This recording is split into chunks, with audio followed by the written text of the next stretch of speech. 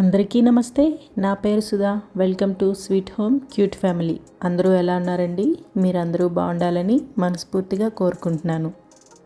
ముందుగా మీ అందరికీ ఒక చిన్న రిక్వెస్ట్ అండి. మీలో ఎవరైనా మన ఛానల్ని ఫస్ట్ టైం చూస్తున్నట్లయితే ఛానల్ని తప్పకుండా సబ్స్క్రైబ్ చేసుకోండి. ఆల్రెడీ సబ్స్క్రైబ్ చేసుకున్న వాళ్ళైతే వీడియోని లైక్ చేయడం మాత్రం మర్చిపోవద్దు. మీరిచ్చే ఒక చిన్న లైక్ నాకు ఎంతో మోటివేషన్గా ఉంటుంది. Thank you very much.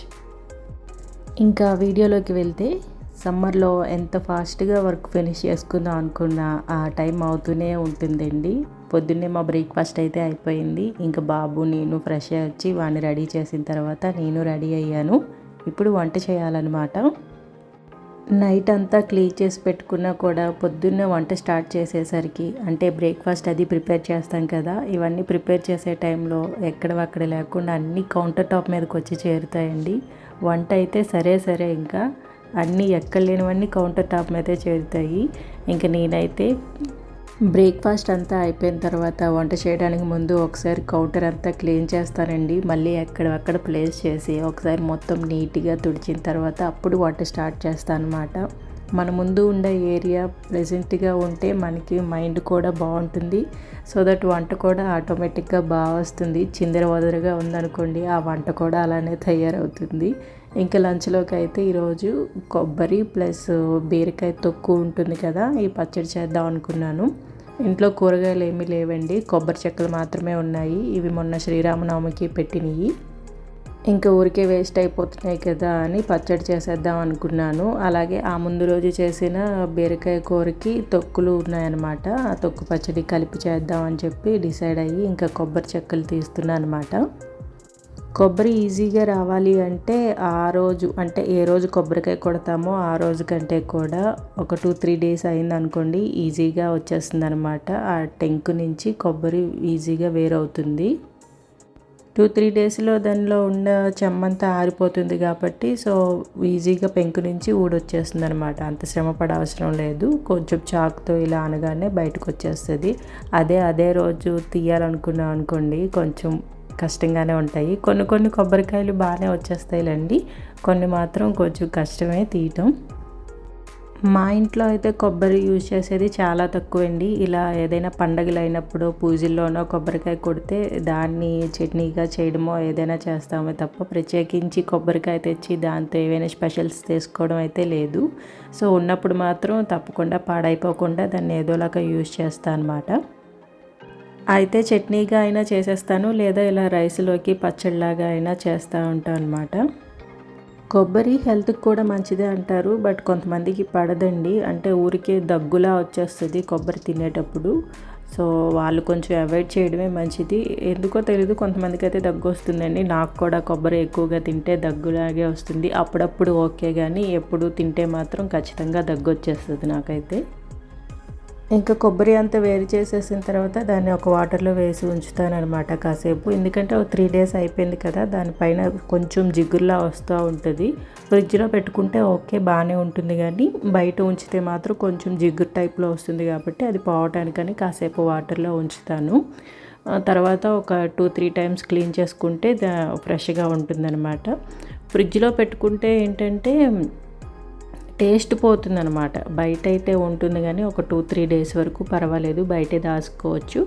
ఫ్రిడ్జ్లో పెడితే దాని టేస్ట్ పోతుంది, చప్పగా అయిపోతుంది. ఈజీగా కొబ్బరి ఊడొచ్చేస్తుంది, బట్ టేస్ట్ మాత్రం అంత బాగోదు. అందుకనే బయటే ఉంచుతాను. అంటే తొందరగా తినేస్తాము అనుకునే లెక్క అయితే నేను బయటే పెడతాను అనమాట. లేదు అనుకుంటే ఫ్రిడ్జ్లో స్టోర్ చేస్తాను. ఇక అంతా అయిన తర్వాత కొబ్బరి చిప్పలు కూడా బయట పడేసి కౌంటర్ టాప్ అంతా ఒకసారి క్లీన్ చేశాను. ఇప్పుడు కొబ్బరి క్లీన్ చేసుకుంటున్నాను అనమాట. దీనిపైన రుద్ది కడగాలండి, లేకపోతే చెప్పాను కదా జిగురులా ఉంటుందని. అది పచ్చళ్ళలో కలిస్తే అంత టేస్ట్ ఉండదు అనమాట. సాల్ట్ వాటర్లో వేసి కడిగితే, అంటే ఇప్పుడు వాటర్లో సాల్ట్ వేసుకొని కడిగితే ఇంకా మంచిదనమాట. ఎందుకంటే మనం కొట్టిన వెంటనే క్లీన్ చేయము కదా. ఇప్పుడు ఏదో ఒక పూజలో వాడతాము, దాన్ని కొట్టిన వెంటనే తీయము. అయితే తినటానికి తీస్తే ఓకే, లేదు అంటే ఇలా స్టోర్ చేయాలి అనుకుంటే దాన్ని క్లీన్ చేసి పెట్టం, అలానే దాచుకుంటాం కాబట్టి సో ఏదైనా చిన్న బ్యాక్టీరియా వాలచ్చు, ఈగలు పురుగులు ఇలాంటివి ఏమైనా వాలుతూ ఉంటాయి చిన్నవి. దానివల్ల ఏంటంటే కొంచెం బ్యాక్టీరియా లాంటిది ఏమైనా ఫామ్ అవ్వచ్చు. సో సాల్ట్ వాటర్లో కడిగితే కొంచెం దాన్ని అవాయిడ్ చేయొచ్చు అనమాట, క్లీన్గా ఉంటుంది. అలాంటప్పుడు ఏంటంటే ఎక్స్ట్రాగా 1 ఆర్ 2 టైమ్స్ ఎక్స్ట్రాగా క్లీన్ చేసుకోవాలి. ఎందుకంటే కొబ్బరికి సాల్ట్ పడుతుంది. మళ్ళీ చట్నీలో అట్లా ఎక్కువైపోతుంది. చూసుకొని సాల్ట్ అడ్జస్ట్ చేసుకుంటే ఓకే. మనం పరాకులో వేసేసాం అనుకోండి ఇంకా సాల్ట్ ఎక్కువైపోద్ది అనమాట. అంటే కొబ్బరి తినేటప్పుడు సాల్టీగా అనిపిస్తుంది. ఇంక నేను బీరకాయ కూర చేసిందేమో మొన్న చేసిన పీల్స్ కూడా తీసి ఉంచాను. అవి కూడా క్లీన్ చేసేసి కట్ చేసుకుంటున్నాను. ఇవి పొడుగ్గా తీసి ఉంచుతాం కదా, చిన్న చిన్న పీసెస్లా కట్ చేసుకోవాలన్నమాట. ఇలానే వేయించుకోవచ్చు, అంటే ఇలా పొడుగ్గా ఉంటున్నప్పుడే వేపుకోవచ్చు వీటిని. కాకపోతే ఏంటంటే మిక్సీ చేసేటప్పుడు కొంచెం ఇబ్బందిగా ఉంటుంది. ఇలా చిన్న చిన్న పీసెస్ చేసుకుంటే ఏంటంటే తొందరగా ఫ్రై అవుతాయి, మిక్సీ కూడా ఇబ్బంది లేకుండా ఉంటుంది, బాగా ఫైన్గా కొంచెం పేస్ట్ అవుతుంది అనమాట. ఇలా బీరకాయ పీల్ ఆఫ్ చేసినవి 1 వీక్ 10 డేస్ అయినా బాగానే ఉంటాయండి ఫ్రిడ్జ్లో దాచుకుంటే. లేదు బయట అంటే 1 ఆర్ 2 డేస్ వరకు ఉంటాయి. కొంచెం బాక్స్లోని వాటర్ లాగా పోసి ఉంచితే 1 ఆర్ 2 డేస్ అయినా ఫ్రెష్గానే ఉంటాయి. వెంటనే వాడేసుకోవాలి. ఫ్రిడ్జ్లో అయితే 10 డేస్ వరకు బాగానే ఉంటుందన్నమాట. ఇంకా బీరకాయలు కట్ చేసిన తర్వాత కొబ్బరి కూడా చిన్న చిన్న పీసెస్ కట్ చేసుకుంటున్నాను. కొబ్బరి గ్రైండ్ చేసేటప్పుడు చిన్న చిన్న రౌండ్ బాల్స్లా ఉండిపోతుంది కదా, అలా కాకుండా అయితే మరీ చిన్న చిన్న ముక్కలుగా కోసుకోవాలి, లేదంటే పొడవుగా సన్నగా కట్ చేసుకోవాలన్నమాట. ఇలా అయితే ఏంటంటే అలా చిన్న చిన్న బాల్స్లా రాకుండా ఈవెన్గా పేస్ట్ అవుతుంది గ్రైండ్ చేసేటప్పుడు. ఇదేంటంటే రోట్లో నూరుకుంటే చాలా బాగుంటుందండి, టేస్ట్ చాలా బాగుంటుంది. బట్ మనకి ఇప్పుడు ఆ రోలు అవి నూరుకోవడం అంత అవైలబిలిటీ లేదు కాబట్టి మిక్సీలోనే చేసుకోవాలి. రోటి పచ్చడి టేస్ట్ కావాలి అనుకుంటే గ్రైండ్ చేసేటప్పుడు కొంచెం కోర్స్గా గ్రైండ్ చేసుకుంటే రోటి పచ్చడి టేస్ట్ వస్తుంది. అన్నము రైస్లోకైనా చపాతీలోకి కానీ ఇట్లా చట్నీలో అంటే టిఫిన్లోకి కానీ దేనిలోకైనా బాగానే ఉంటుంది. దీంట్లో కావాలంటే పల్లీలు కూడా యాడ్ చేసుకోవచ్చు. ఎలా చేసుకోవాలో క్విక్గా చెప్పేస్తాను. ఒక ప్యాన్లోని ధనియాలు, జీలకర్ర, శనగపప్పు ఉంటుంది కదా, పచ్చి శనగపప్పు ఒక్కొక్క స్పూన్ వేసుకొని కొంచెం ఆయిల్ వేసుకొని వేయించుకోవాలి. తర్వాత మన కారానికి సరిపడా పచ్చిమిర్చి కూడా తీసి వేయించుకోవాలన్నమాట. ఇవన్నీ సపరేట్గా వేయించుకోవాలి, లేదంటే ఒకటి వేగుతుంది ఒకటి వేగకుండా ఉండిపోతుంది. అందుకని నేను ఫస్ట్ పప్పులు అవి వేయించాను, తర్వాత మిర్చి వేస్తున్నాను అనమాట. ఇవి పచ్చిమిర్చి కావాలంటే మీరు బీరకాయ తొక్కు పీసెస్ ఉంటాయి కదా, అవి వేసేటప్పుడు కూడా వేయించుకోవచ్చు. బట్ ఏంటంటే అవి వేగడానికి టైం పడుతుంది కాబట్టి పచ్చిమిర్చిలోగా మాడిపోయే ఛాన్స్ ఉంటుంది. అందుకని వేరువేరుగా వేయించుకోవడం బెటరు. పచ్చిమిర్చి కూడా వేసిన తర్వాత బీరకాయ తొక్కు ముక్కలు కూడా వేసి బాగా ఫ్రై చేసుకోవాలన్నమాట. ఇది సగానికి పైగా వేగింది అనుకున్నప్పుడు కొంచెం ఒక గోలీ సైజ్ అంత చిన్న చింతపండు వేయించుకోవాలి. చింతపండు కూడా కాస్త బాగా ఫ్రై అయిన తర్వాత కొబ్బరి ముక్కలు వేసుకోవాలన్నమాట. కొబ్బరి కావాలంటే పచ్చిగా అలానే వేసుకోవచ్చు, బట్ పచ్చడి స్టోర్ ఉండాలి అంటే మాత్రం కొబ్బరి కూడా వేయించుకోవాలి తప్పకుండా. లాస్ట్లో కాసేపు వేయించితే సరిపోతుంది. ఇప్పుడు వీటన్నింటినీ కొంచెం సాల్ట్ వేసి బాగా గ్రైండ్ చేసుకోవాలన్నమాట. చెప్పాను కదా, ఒకవేళ రోటి పచ్చడి టేస్ట్ కావాలంటే కొంచెం కోర్సుగా పల్స్ మోడ్లో పెట్టుకొని కోర్సుగా బ్లెండ్ చేసుకుంటే రోటి పచ్చడి టేస్ట్ వస్తుంది. లేదు అంటే పూర్తిగా ఫైన్ పేస్ట్లా కూడా చేసుకోవచ్చు. టేస్ట్ ఎలా అయినా బాగానే ఉంటుందండి. లాస్ట్లో కొంచెం తాలింపు పెట్టుకుంటే తినేటప్పుడు బాగుంటుందన్నమాట. ఇది రైస్లోకైనా చపాతీ చట్నీలు అంటే టిఫిన్లో చట్నీలు ఉంటాయి కదా, అలా కూడా తినచ్చు. చట్నీగా కావాలనుకుంటే కొంచెం వాటర్ పోసి వాటరీగా చేసుకున్నా కూడా దోశల్లో వాటిల్లో చాలా బాగుంటుంది. ఇంకా ఆయిల్ అయిపోయిందని చెప్పి ఆయిల్ కూడా ఒక బాటిల్లో ట్రాన్స్ఫర్ చేసుకుంటున్నాను అనమాట. మేము ఒకటి 2 లీటర్స్ బాటిల్ తెచ్చుకుంటాం. మేము వాడేది అయితే ఫ్రీడమ్ ఆయిల్ అనమాట. కానీ 2 లీటర్ బాటిల్ ఒకటి తీసుకొస్తాను, మిగతావి రీఫిల్ ప్యాక్స్ తీసుకొస్తాను అనమాట. మన హెల్త్ విషయంలో ఆయిల్ కూడా చాలా ఇంపార్టెంట్ అండి. నాకు ఈ మధ్య వరకు తెలియదు కానీ ఒక 1 ఇయర్ బ్యాక్ మా మామయ్యకి చిన్న హార్ట్ అటాక్లా వచ్చిందనమాట. అప్పుడు ఆ డాక్టర్ ఏం చెప్పారంటే మనం ఆయిల్ రెగ్యులర్గా ఏం యూజ్ చేస్తామో అదే కంటిన్యూగా వాడకూడదు. అంటే ఇప్పుడు సన్ఫ్లవర్ ఉందనుకోండి, సన్ఫ్లవర్నే కంటిన్యూ చేస్తూ వస్తాము. ఇదివరకు రోజుల్లో మేము కూడా అంతే, మేము సన్ఫ్లవరే వాడేవాళ్ళమి. ఫ్రీడమ్లో సన్ఫ్లవర్ ఆయిలే తీసుకొచ్చుకుంటూ ఎప్పుడు అదే వాడుతూ ఉండేవాళ్ళం అనమాట.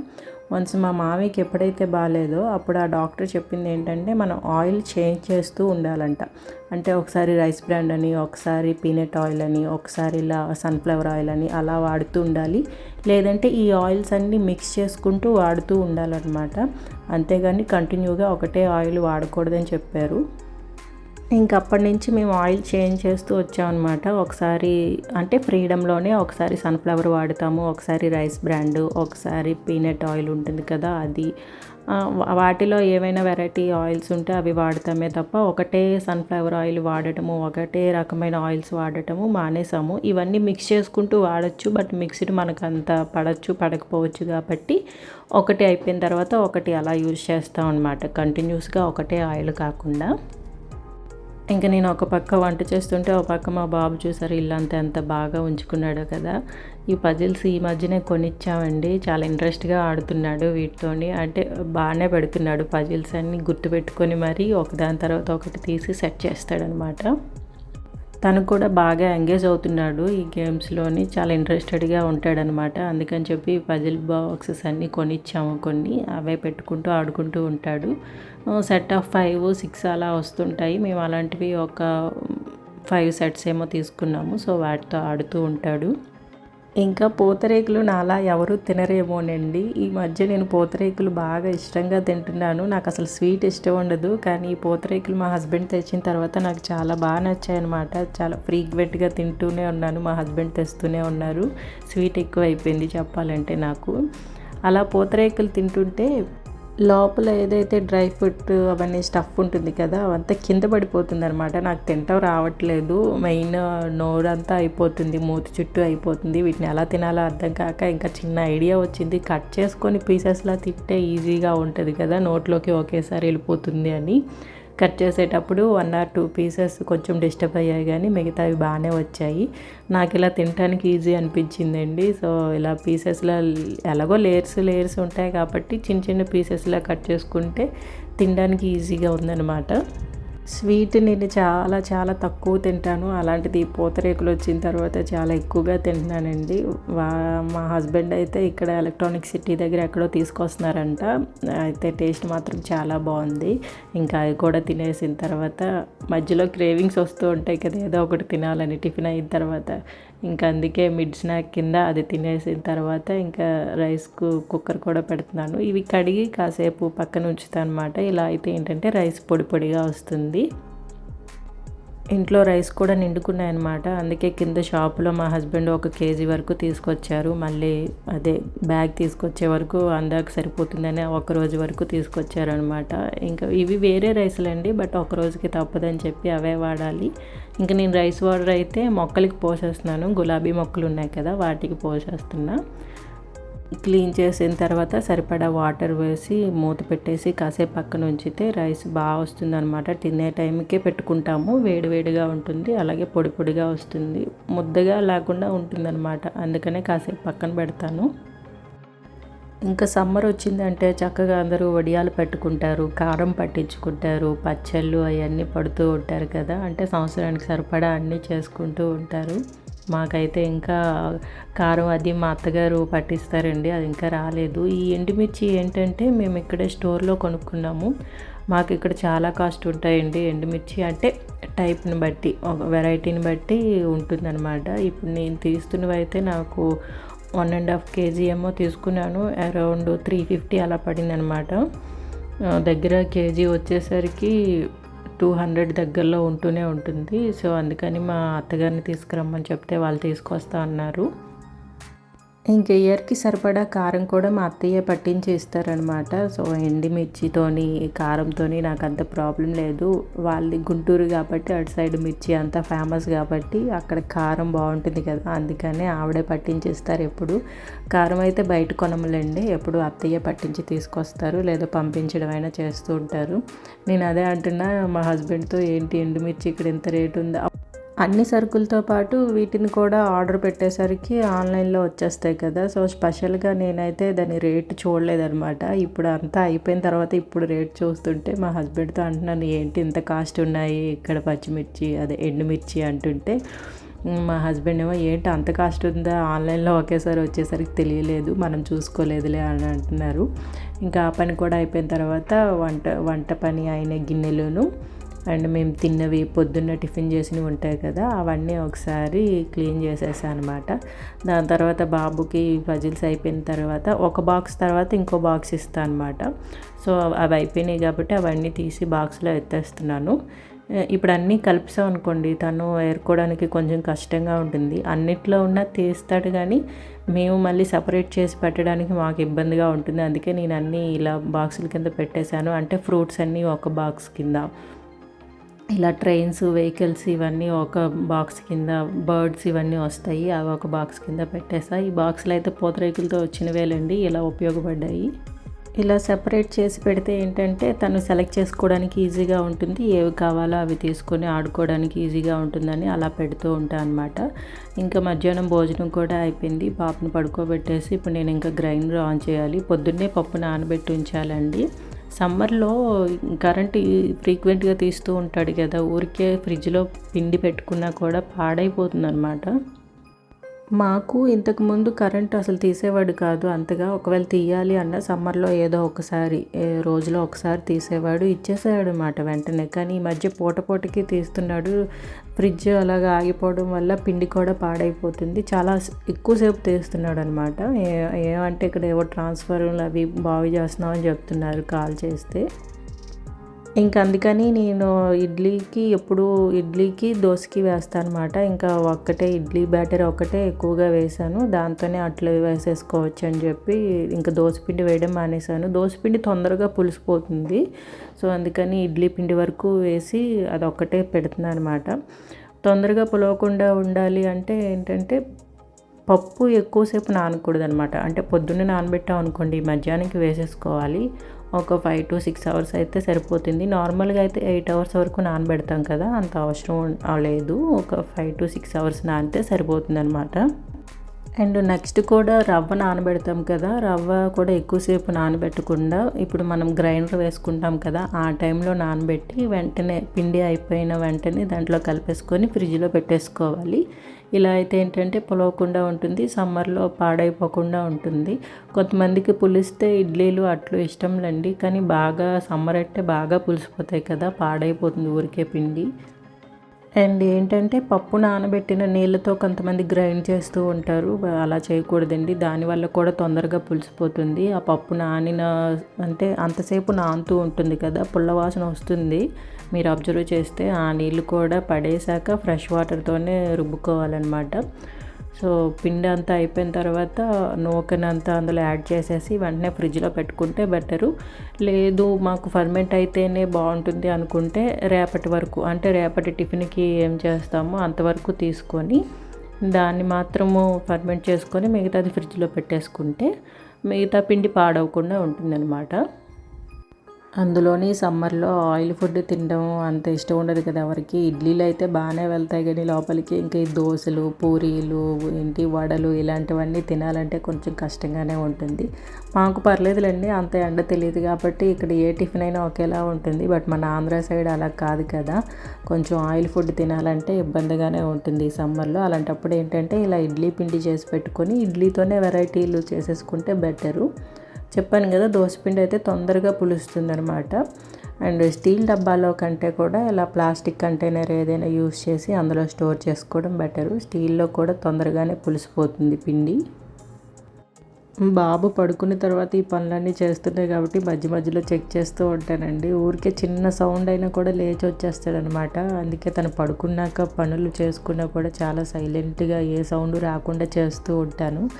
ఏ మాత్రం చిన్న సౌండ్ ఉన్నా లేచి వచ్చేస్తాడనమాట. మళ్ళీ పడుకోమన్నా పడుకోడు. అందుకే ఇదే ఇబ్బంది. పిల్లలు ఆడుకోండి బాబు, టీవీ చూసుకోండి బాబు అంటే ఎంతసేపు అయినా కళ్ళు నిలబెట్టి చూస్తారు, కానీ పడుకోండిరా అంటే మాత్రం ఎవరికి నిద్ర రాదు. మావాడైతే మరీను చాలా నిద్ర తక్కువండి.